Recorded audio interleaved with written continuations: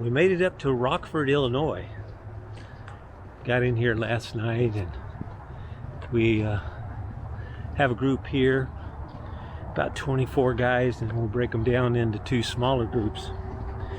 We've got, we're here at this kind of a miniature ski slope that's set up for the area, and there's a few dead trees that are around it, so we'll be using those for the class, getting those out of the way before their ski season starts. It's a pretty neat little ski ramp and stuff. I got a intermediate, not anything super big, but they do a lot of inner tubing and skiing. They've got a path for cross country when they do have snow on the rest of it, so it's a pretty neat area they're going to be having here. We'll get the dead wood out of the way so they can work with it. It took us about 2 days, kind of slow driving coming up. We usually drive about, I don't know, between 6 and 7 hours a day.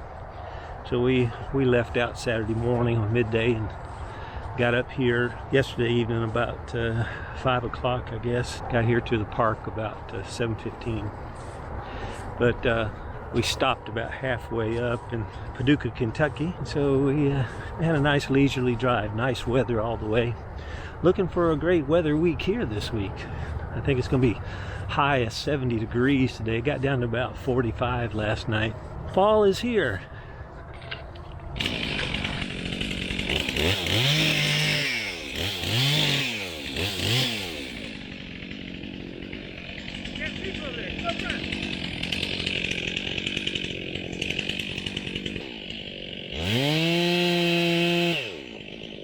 If we look down the line, where am I aiming? Am I to the left? If you go behind it, you look down just like the sights on a rifle. Classroom session today, and we ended up going out taking down one, they call it a mulberry tree, and it had, I don't know, probably about 9 feet of weighted sideling.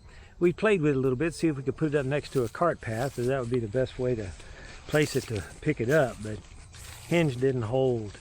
But we'd already kind of decided that if it didn't, it was going down the hill a little bit, which was kind of where they chose to want to put it anyway with the side lean. But we jacked it over a little bit, but the hinge is just too dry and too short, that particular tree, some weird shapes. But we ended up taking that, and it did pretty good for the class. Bucking up some stuff and a lot of pressures and binds. It showed for a pretty good day today. Look down just like the sights on a rifle. And so I should be about 2 feet, something like that, to the left of that stick. Is that what y'all see? Yep. So with that cut right there, all my steering is done. I've cut down the end till I have the hinge length that I want. And that's now down at 30 degrees. I'm going to take the bottom out.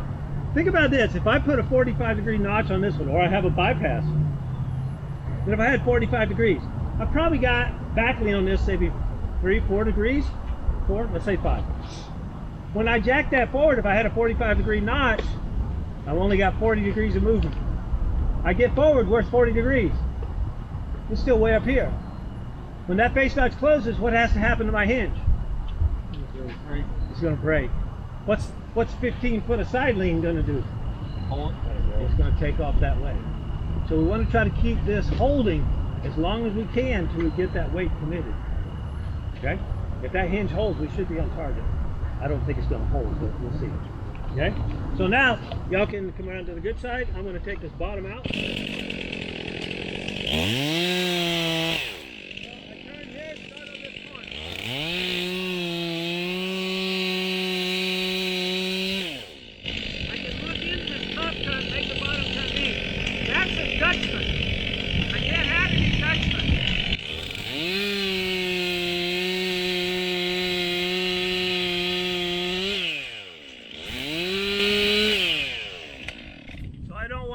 Bypass at that corner more than 3/8 of an inch. And if I look here, yeah, everybody, I think you're probably 85 degrees. Because 90's there, 45's there, I got at least 70 to 80 degrees. And I even took more out of it. So all my steering is done. So now I'm gonna bore through the middle. How much hinge? If I use a bore cut, what's up here? What reactive force? Push. Down here? Down here? That's the starting corner. Kickbacks from right here to right here. So I want to start with that lower side and go all the way through. And whether you're cutting this tree from the back or you're bore cutting through, your eye needs to be where? On the face knob. Because if you don't put your eye there, if I'm back over here cutting, I can't see that, then what am I liable to do? I'm going to cut my hinge off on one side or the other. What's going to happen if I cut my hinge off? It's going to twist. And when it does, it's probably going to head out down to this. Okay? Questions? Good? So I'm going to go through the middle, come up 2-inch hinge, come back, leave about 2, put a couple wedges, and we'll put that back around. All clear?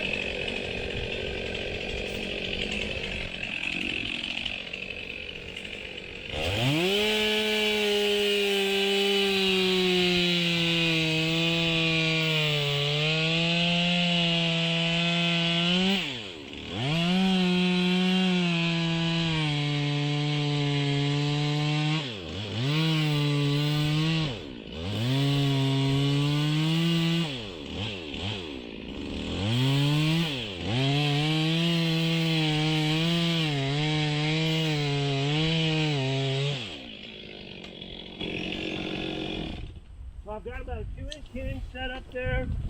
I'm going to place wedge in here. Now, with this much side lean, a good thing to do is put one just behind the hinge over there. But I'm not going to do that because I want to see if it's going to compress. So now I'm going to cut this back strap off. If it goes, I'll walk away. If not, I'm going to put another wedge in here. And so that gives us enough lift. We ready? Yep. And y'all don't run that way. Right? Because you run that way, you become a big fly under a bigger fly swatter. So the chance of it coming over there is pretty slim. Okay?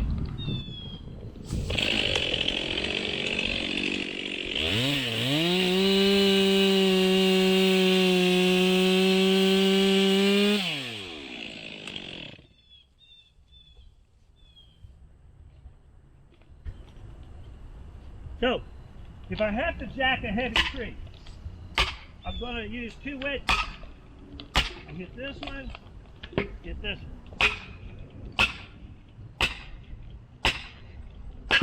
Then I hit this one. Then I hit this one.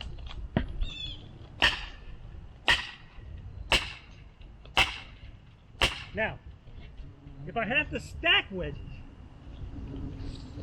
you never stack this way, because what happens is you get a real steep taper, and if I hit one, it kicks it back out. So I stack them this way. So one's a shim, one's a driver.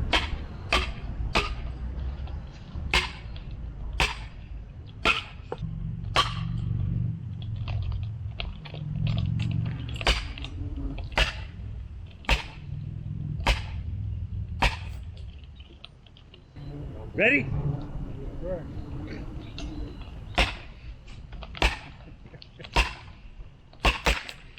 Oh no!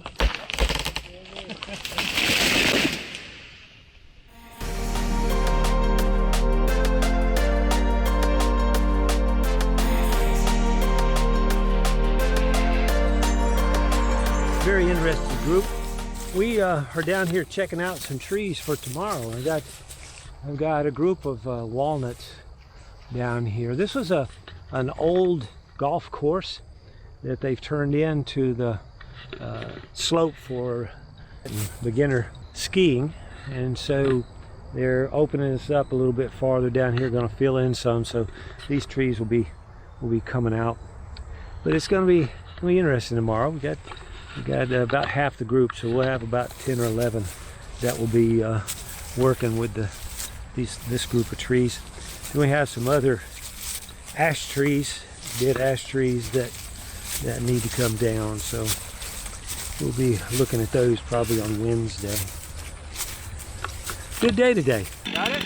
No, don't drop the pocket up. Just right in line.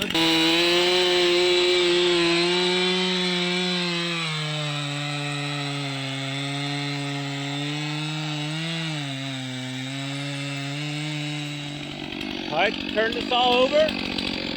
Go back to your position. Go back to your position. Start on this corner. Look in that top cut. Go.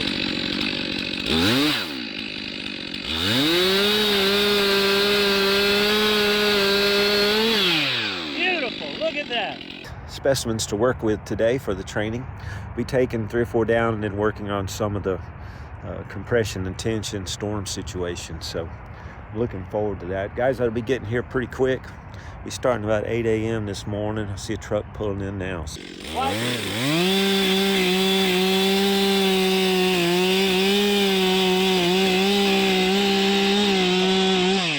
want you to come this way and go all the way through the tree.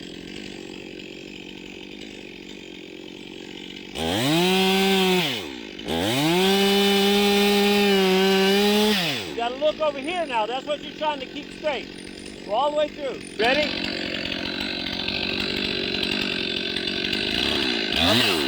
Up a little bit. A little higher. There you go. Go.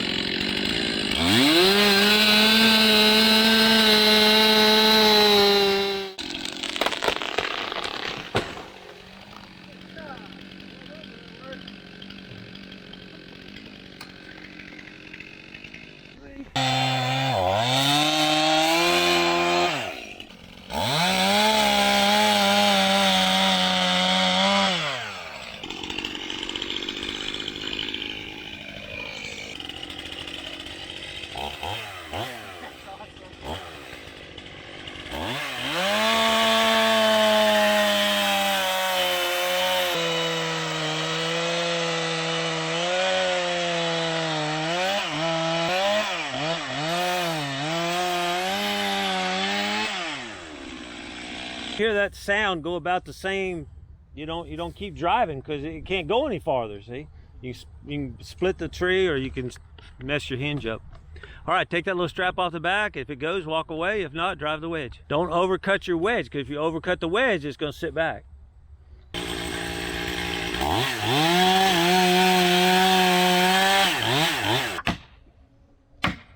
Oh.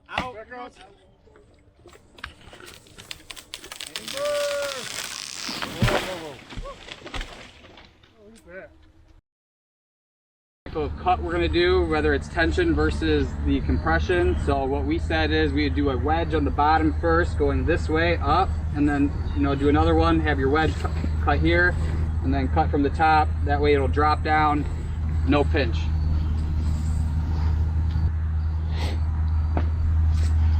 Really, you got to kind of go as you go after that, don't you? Because it could change. It could possibly. Right. And then up here we're not sure which way is it going to roll, so we want to cut from this side or cut from this side. It looks like most of the weight's on this side, so we're saying we want to be on this side, so that way if something happens it rolls away from us. So we're going to get rid of this one first on this side, so that way if we're cutting and our tip comes over, we don't get a kickback on this that's in the way for some reason or another. And same with this, looking at the pressure, see how it is, probably wedge it and then cut it up and let it drop. Okay, and then this one here, we now have the weight. We cut there. We probably should cut another. We would probably cut here again. Okay, we can stick with cutting here. I just didn't know what we got, weight-wise. So we would wedge on the bottom. Or I'm sorry, we would wedge on the top and cut from the bottom up. So then it's going to roll. At some point, we know it's going to roll. That one there, depending on what it does after we cut here, decides whether or not what we do next. Obviously, we're going to take these limbs off, working our way to the next cut. All right, so refresh our memory as you get to those areas there, so we know what works and what doesn't. Okay, that's a good plan so far, I think. It's depending on what as we cut these branches off here, dictate what we do here, because we don't know what's going to happen. Bobcat in and we'll just grab it. Throw right in the chipper. Truck. One of the biggest thing I've heard after a lot of storms though is that we couldn't find enough equipment. The equipment's over there. We got these roads to open up, so if you're going to do it quick, you got to have chainsaw operators, don't you?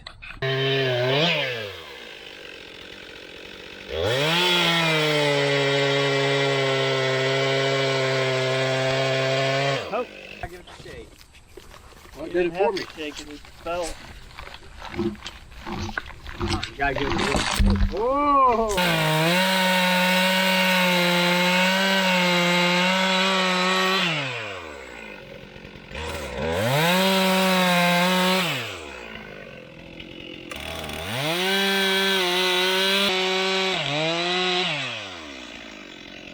Remember yesterday I did a little slide. When you do a slide notch, that gives you a 90-degree opening.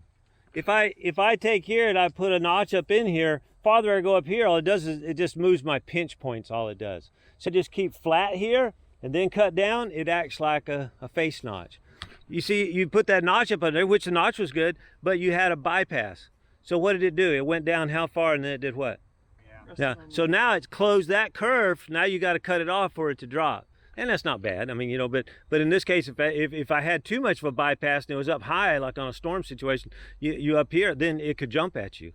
Yeah. So you always want to make sure that face notch is open enough to allow that to go down, and keep your, just like in felling, you want that hinge to be parallel to your face notch, all times.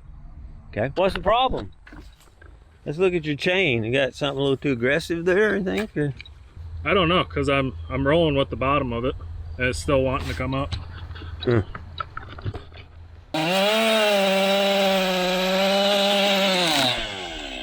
now you want to cut that loose now. Okay. Go over into your face notch about 1 inch and just take the tip and cut through. You got about 1.5 inches of hinge there. Just cut through in that face notch in this offset.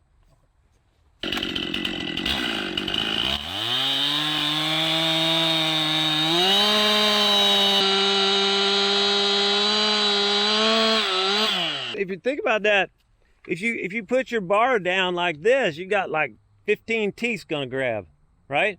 If you use just a tip, you only got a couple teeth there it can grab.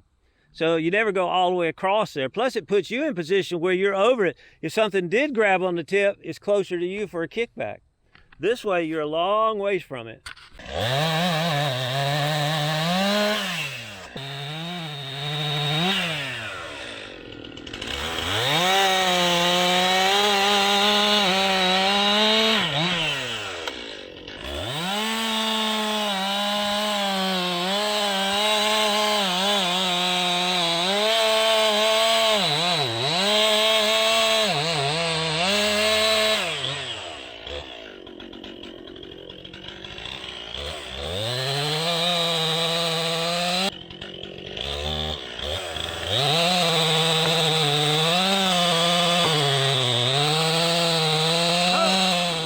I want you to think about something. Now put your saw back up there a minute. Okay.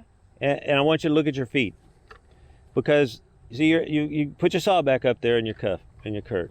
Now look at your feet. How are you standing in relationship to this? If you have to move, what's going to happen? So you got to have your feet apart so that you're balancing your weight first.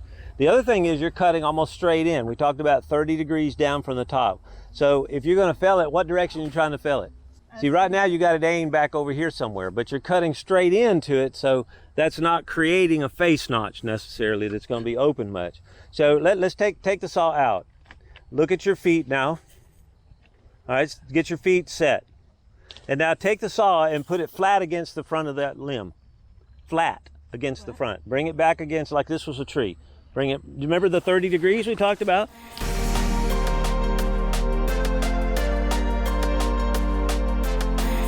And relax, take that out like that. Let's get the other hand now. Look up.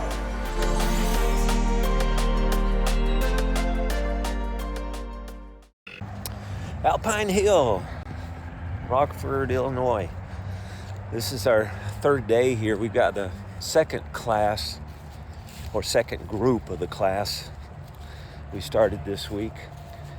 And yesterday went good. We had all the guys with Rockford. Today we have some surrounding towns, and then one coming about an hour and a half from Gurney for the workshop today. So we've got another 10 be taken down. We've got some more walnut trees, and we have a little group of some dead ash trees that we can work on. So going down to take a look at those things. But looking forward to today. Should be another good one. Beautiful weather again. This morning, the little more clouds, but just beautiful sunrise.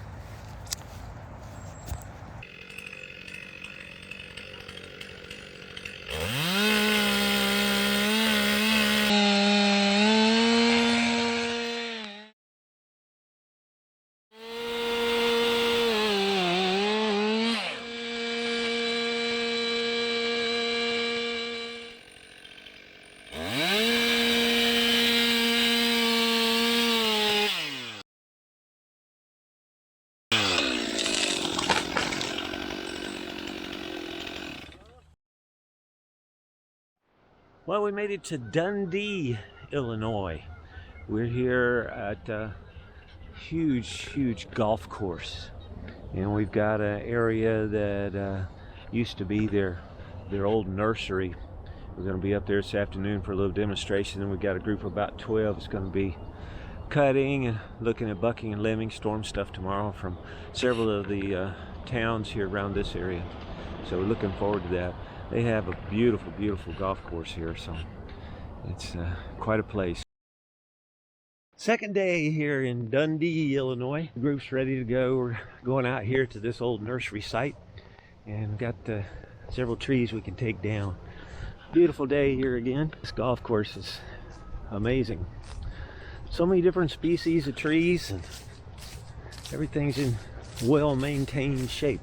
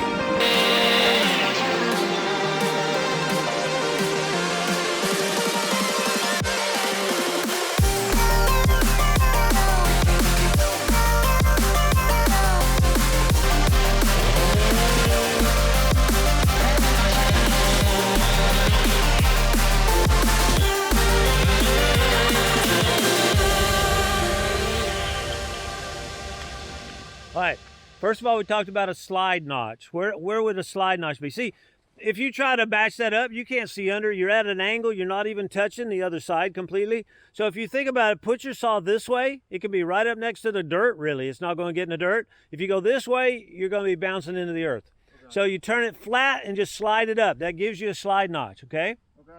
Next thing is look at your stance. Bend back over there. That wasn't your stance. You had your legs together like that. If that saw, the way you had it in there, if it pushes back, how are you going to hold it? How are you going to gain control? Think about it. You got to walk up there, get your stance first right, and then start to worry about the saw. And that saw's got a horsepower. It can push back. And so if you have your legs together like that, there's no way. You've got to make sure that you got yourself stabilized before you start to cut. And now, see, because you've got a bypass in there, that notch really can't work.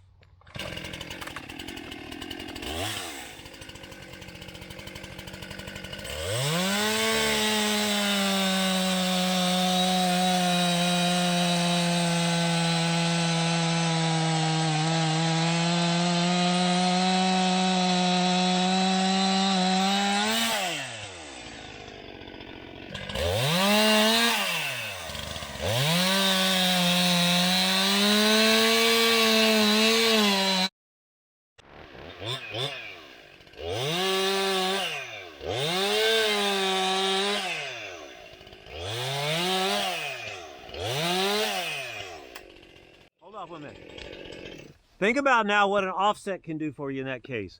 Your top cut was correct. That was compression side.